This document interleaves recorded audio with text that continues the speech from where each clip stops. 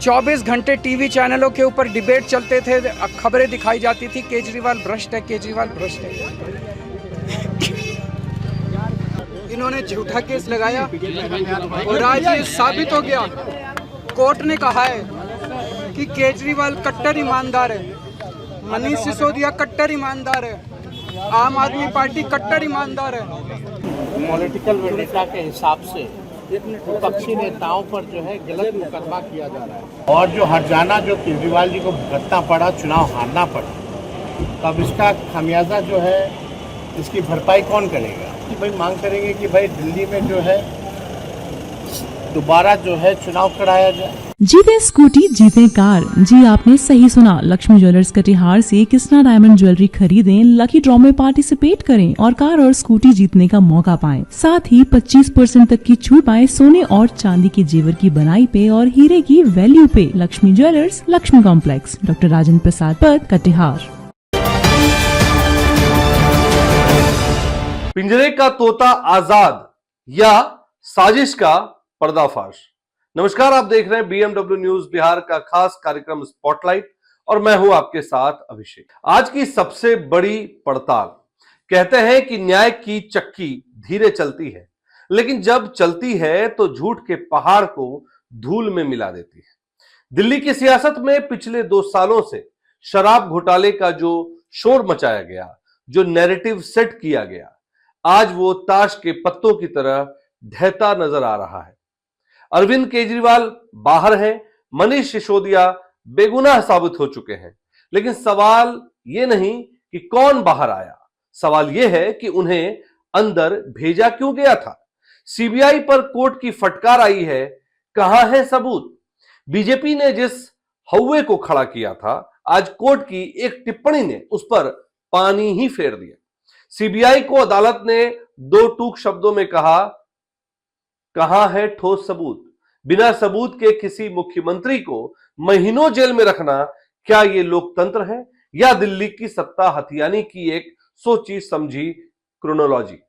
और अब इसकी हलचल बिहार की राजनीति में भी देखने को मिल रही है। बिहार के नेता प्रतिपक्ष तेजस्वी यादव ने इस पर सीधा हमला बोला है। जैसे ही कोर्ट का मामला सामने आया, मीडिया में आया, तेजस्वी ने सीधा हमला कर दिया। तेजस्वी ने वो बात कही जो आज हर कोई पूछ रहा है।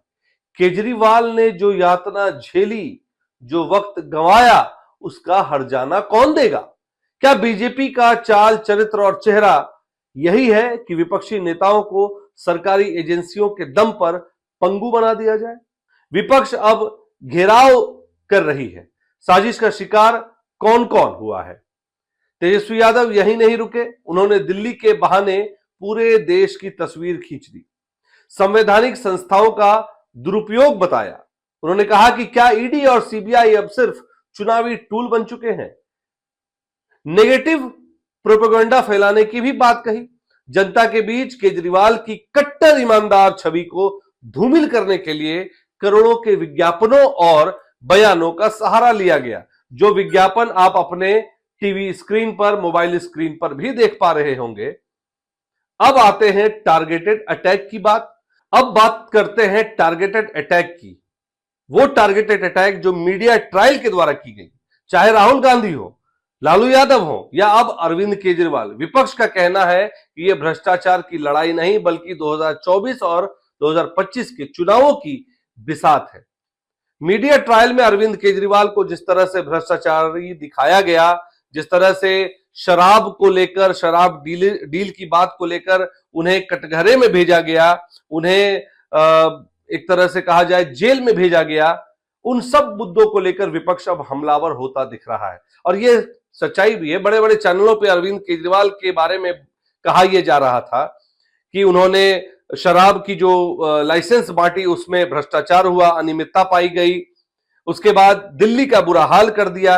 ये तमाम बातों को लेकर मनीष सिसोदिया की बात कर ले। मनीष सिसोदिया ने स्कूलों को जिस तरह से, स्कूलों का, सरकारी स्कूलों का जो पुनरुत्थान किया, उसको लेकर भी कई अनियमितता पाई गई। इसको लेकर अरविंद केजरीवाल मनीष सिसोदिया को कटघरे में या सलाखों के पीछे भेज दिया गया। उस समय मीडिया ट्रायल भी इतना जोर शोर से चल रहा था कि हर जगह अरविंद केजरीवाल की थू थू हो रही थी। वो अरविंद केजरीवाल जो दिल्ली के मुख्यमंत्री बने, वो भी आंदोलन करके, जिसमें कि अन्ना हजारे तक भी शामिल थे।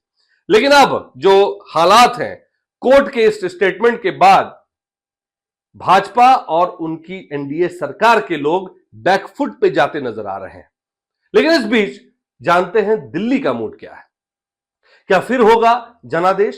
तेजस्वी यादव ने एक बड़ी मांग कर दी है, दिल्ली में फिर से चुनाव हो। उनका तर्क सीधा है, बीजेपी ने जो भ्रम फैलाया, जो कीचड़ उछाला, उसे साफ करने का मौका जनता को मिलना चाहिए। क्या दिल्ली की जनता अपने स्कूलों और अस्पतालों वाले नायक को वापस वैसे ही अपनाएगी, या बीजेपी का शराब कांड वाला नैरेटिव अभी भी लोगों के जेहन में है? लेकिन इस बीच एक बड़ी खबर आ रही है। खबर यह है कि सीबीआई अब जो राउस एवेन्यू कोर्ट है उससे निकलकर अब हाईकोर्ट का दरवाजा खटखटाने वाली है। तो ऐसा है कि अरविंद केजरीवाल की मुश्किलें अभी खत्म होने वाली नहीं है। अब सीबीआई अगर राउस एवेन्यू कोर्ट से हाईकोर्ट जाती है तो अब यह मामला वहां उछाला जाएगा, अरविंद केजरीवाल को नायक नहीं खलनायक बताया जाएगा। तो ऐसे तमाम सवाल जो है, अब ये सवाल आने वाले दिनों में देखने को मिलेंगे। मीडिया ट्रायल फिर से चलेगा। लेकिन मेरा एक सीधा सवाल है, आज सोशल मीडिया से लेकर इलेक्ट्रॉनिक मीडिया तक हर जगह एक ही चर्चा है, क्या सीबीआई अब सच में पिंजरे का तोता बनकर रह गई है?